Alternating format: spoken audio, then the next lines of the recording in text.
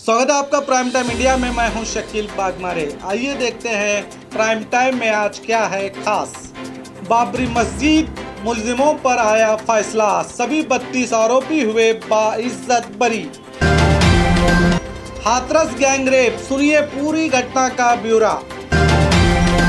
बाबरी मस्जिद केस की सुनवाई पर ओवैसी ने बताया काला दिन। मस्जिद के इमाम ने हिंदू पड़ोसी की आरती उठाई, झारखंड में मिली भाईचारे की अनोखी मिसाल। देश में कोरोना के हालात और जानते हैं दुनिया भर में आज क्या हुआ था खास।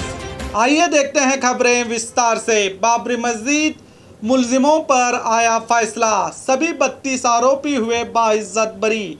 6 दिसंबर 1992 को देश में दुनिया को शर्मसार करने वाली घटना घटी थी। इस दिन कानून को हाथ में लेते हुए हजारों कार सेवकों ने बाबरी मस्जिद को गिराकर देश की एकता और अखंडता पर गहरी चोट की थी। उस वक्त देश भर में दंगे भड़के थे जिसमें हजारों लोग मारे गए। मस्जिद गिराने की साजिश में उन 50 लोगों पर मामला दर्ज किया गया था, जिसमें 17 लोगों की मौत हो गई है। आज लखनऊ की सीबीआई कोर्ट ने उन 50 में से 32 आरोपियों पर फैसला सुनाया, जिसमें बीजेपी के कई बड़े नेता लाल कृष्ण आडवाणी, मुरली मनोहर जोशी, उमा भारती, विनय कटियार जैसे और भी नेता शामिल हैं। आज लखनऊ सीबीआई अदालत ने इन्हें बाइज्जत बरी कर दिया। कोर्ट का मानना है कि मस्जिद किसी साजिश के तौर पर नहीं गिराया गया, मस्जिद को सरपसंद लोगों ने गिराया है। इनके खिलाफ सबूतों की कमी होने के वजह से अदालत इन्हें बाइज्जत बरी करती है कहकर तमाम 32 आरोपियों को बरी कर दिया। अब मुस्लिम पक्ष की ओर से पैरवी करने वाले वकील जाफर याब जिलानी ने इस मामले को हाईकोर्ट में चुनौती देने की बात कही है।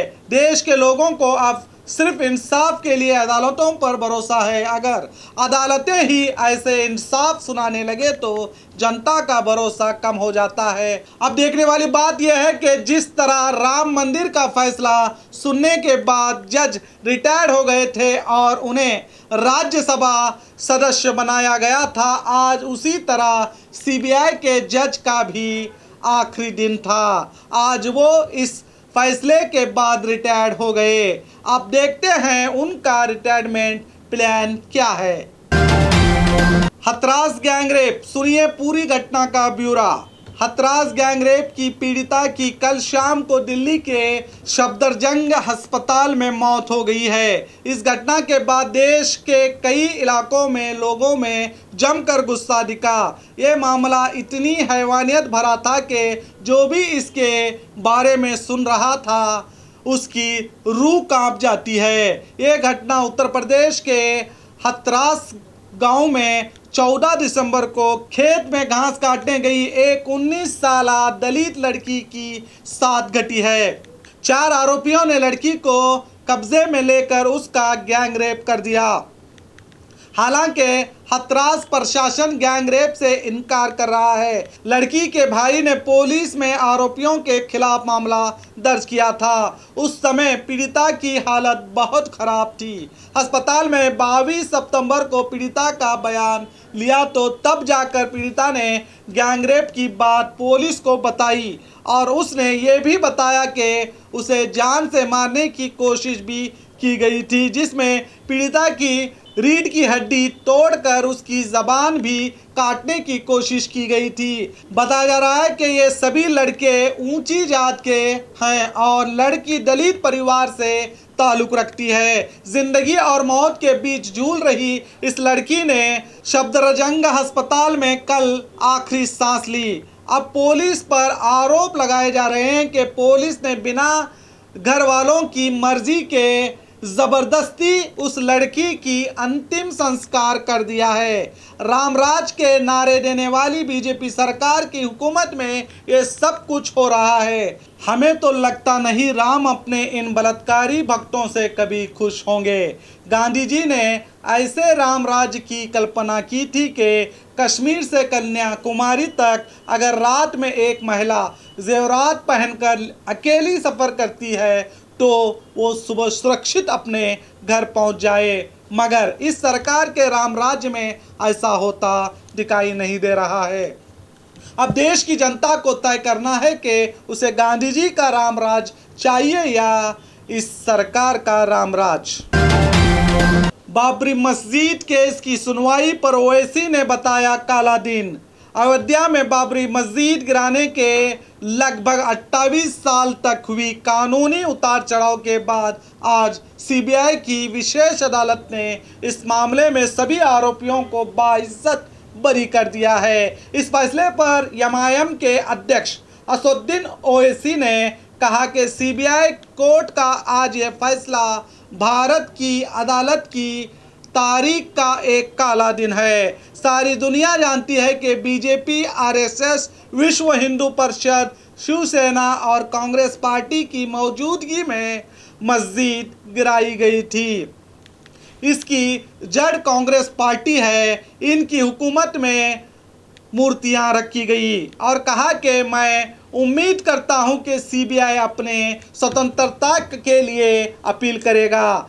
नहीं करेगा तो all India Muslim personal law board के जिम्मेदारों से गुजारिश करूंगा कि वो फैसले के खिलाफ अपील करें, कहा असदुद्दीन ओवैसी ने। देखिए, 9 नवंबर को जो सिविल डिस्प्यूट के मुकदमे का फैसला दिया था, जजमेंट में सुप्रीम कोर्ट ने कहा था, अंग्रेजी में कहता हूं कि सुप्रीम कोर्ट ने कहा था कि it is an egregious violation of rule of law. और सुप्रीम कोर्ट ने यह भी कहा था कि ये calculated act of destroying a public place of worship. अब मैं ये समझने से कासिर हूं कि अगर सुप्रीम कोर्ट ये कहता है कि egregious violation of rule of law, तो क्या कोई जादू से मस्जिद को शहीद कर दिया गया था 6 दिसंबर को? क्या कोई जादू से वहां पर 28 और 29 दिसंबर की रात 49 में मूर्तियां रखी गई थी? क्या कोई जादू से उसके ताले खोले गए थे जब राजीव गांधी प्राइम मिनिस्टर थे? इसीलिए मैं ये कहता हूं कि सुप्रीम कोर्ट ने जो बात कही